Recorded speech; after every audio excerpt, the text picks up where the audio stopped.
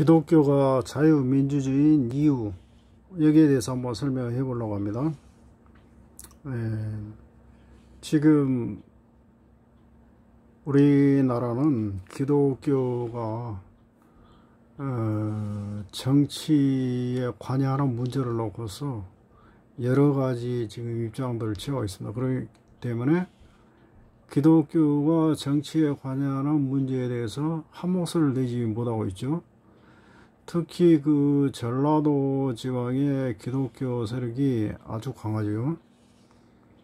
전라도 지방은 원래 전통적으로 우리나라가 영상을 통해서 기독교를 받아들였고, 또 북한은 평양 대동강 쪽을 통해서 기독교를 받아들였죠. 그렇기 때문에 우리나라는 이 평양을 중심으로 한 이북의 기독교와 호남지방의 영산강을 중심으로 들어온 기독교가 있었죠.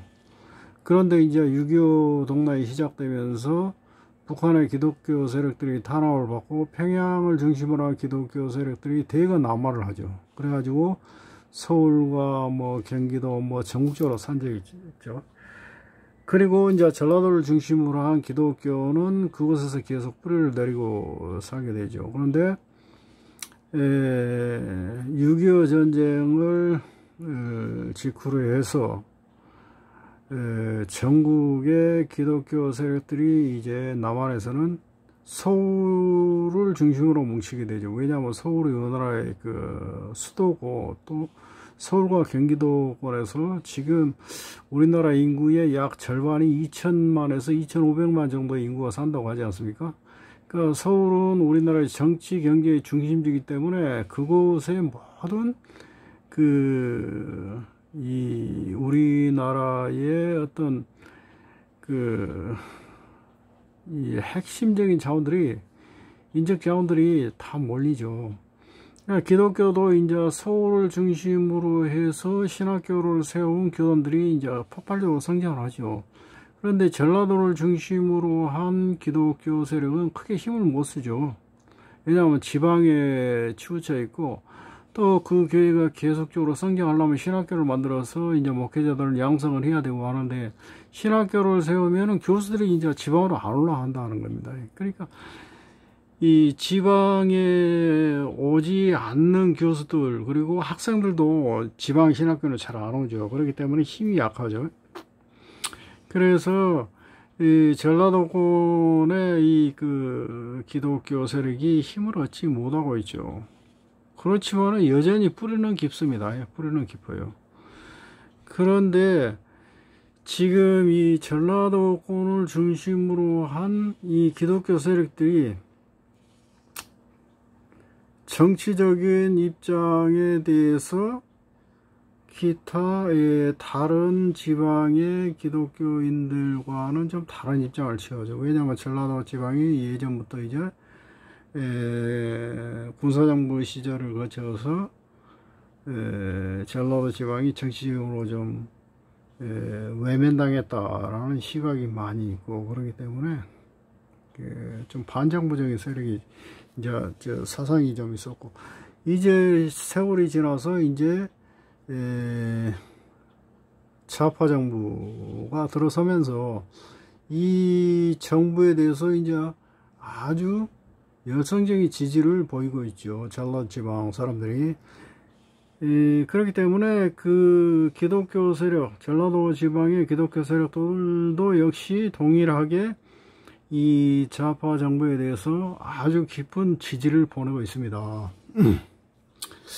그런데 성경이 말하는 기독교는 자유민주주의를 지지하는가, 아니면은 좌파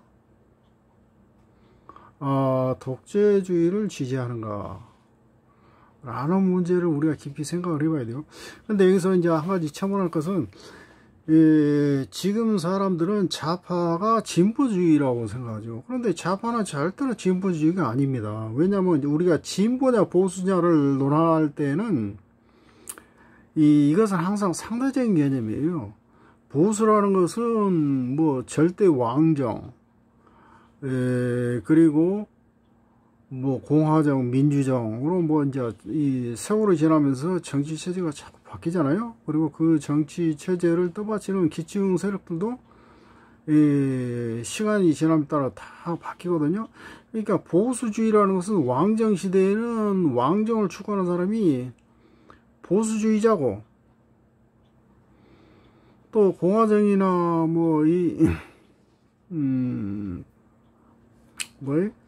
자유민주주의를 추구하는 시대는 이 자유민주주의를 계속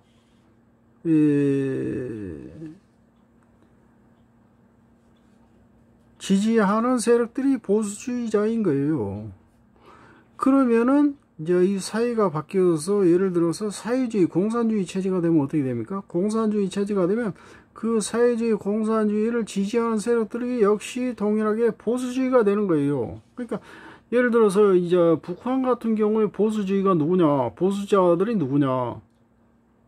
북한의 정치 체제를 지지하는 자들이 보수주의자인 거예요. 그 사회에서 진보주의자가 있다 그러면은 그 사람들은 여지없이 정치적으로 아주 매도를 당하죠. 그러니까 그 북한에서 진보주의자라고 하면은 자유민주주의자들이겠죠.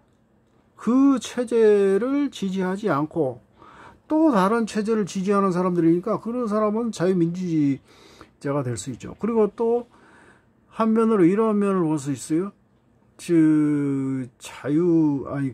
보수냐 진보냐, 이것은 이 자유와 평등의 개념을 놓고서 이야기를 해야 돼요. 그러니까 인류의 역사는 자유와 평등을 향한 끊임없는 전진의 연속이었다. 그러니까 원시 공동체로부터 지금 21세기에 정치 체제에 이르기까지 세계의 역사는 끊임없이 자유와 평등을 향한 큰 흐름으로 볼 때 자유와 평등을 향한 그 걸음을 계속해 왔다.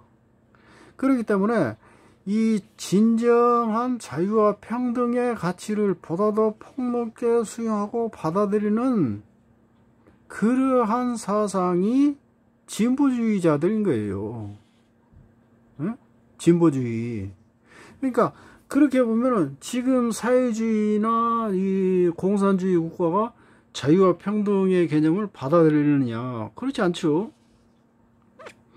그 사람들은 오히려 과거로 회귀합니다. 독재적인 그 정치 성향을 보이죠. 그러니까 예를 들어서 북한이나 이 중국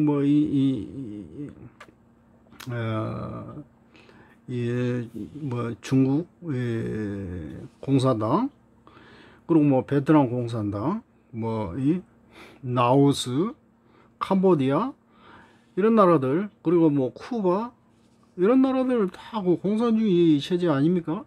그런 나라가 어떻게 진보입니까? 오히려 과거로 해결했죠. 자유와 평등 개념으로 놓고 볼 때 그들은 자유와 평등을 엄청나게 뒤로 후퇴시켰죠.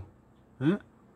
그러니까 그런 사회가 어찌 진보적인 사회라고 할 수 있냐 이거죠. 그러니까 우리 사회도 자유와 평등을 그 사회가 얼마나 많이 허용하고 용납해 주느냐에 따라서 자유주의, 보수주의 그 사회냐 아니면은 진보주의 사회냐 이것을 판단을 해야 된다 이 말이죠. 그러니까 그런 면으로 보면은 지금 우리 사회 좌파 정부가 추구하는 그런 내용으로 볼 때 지금 자유와 평등의 개념을 엄청나게 많이 뒤로 회귀시키고 있어요.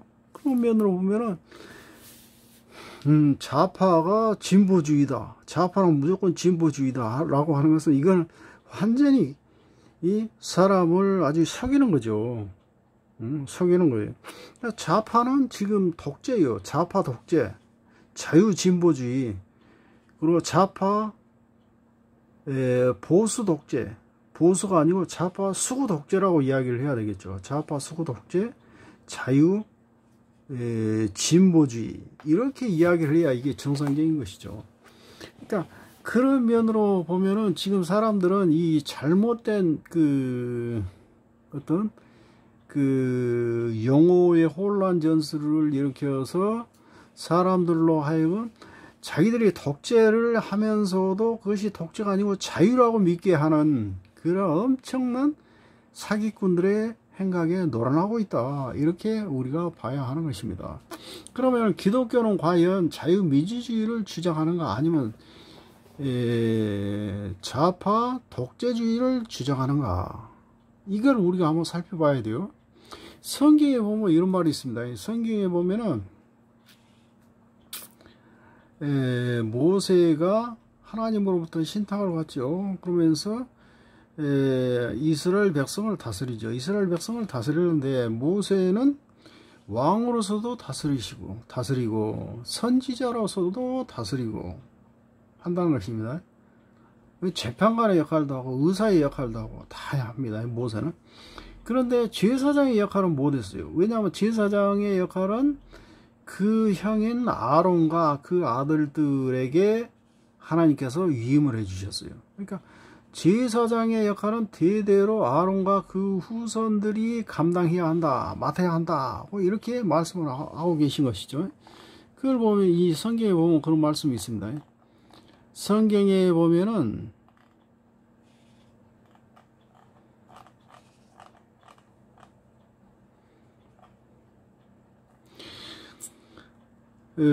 왕은 제사장의 직분을 겸할 수 없고, 제사장의 직분은 대대로 아론과 그 자손들이 하도록 하셨다. 출애굽기 27장 21절, 28장 1절부터 28장 1절과 40절에서 43절, 29장 1절에서 5절, 그리고 29장 29절에서 33절 등등의 이런 말씀을 보면 하나님께서 아론과 그 아들들이 대대로 제사장의 직분을 행해야 한다고 기록하고 있는 구절들입니다.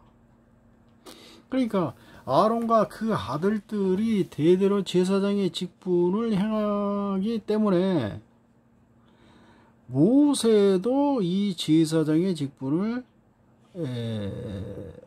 어기지 않았어요.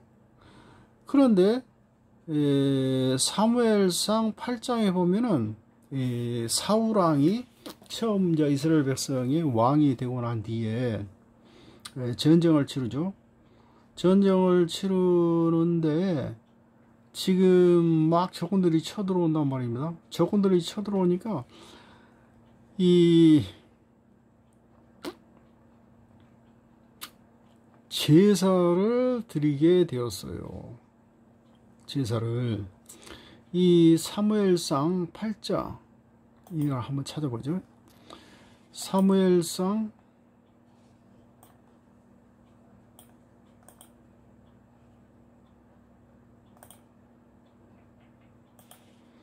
8장을 보면은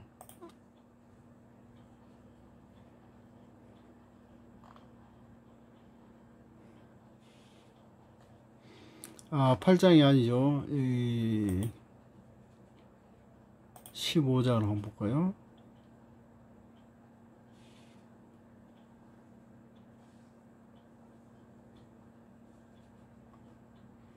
(15장) (14장)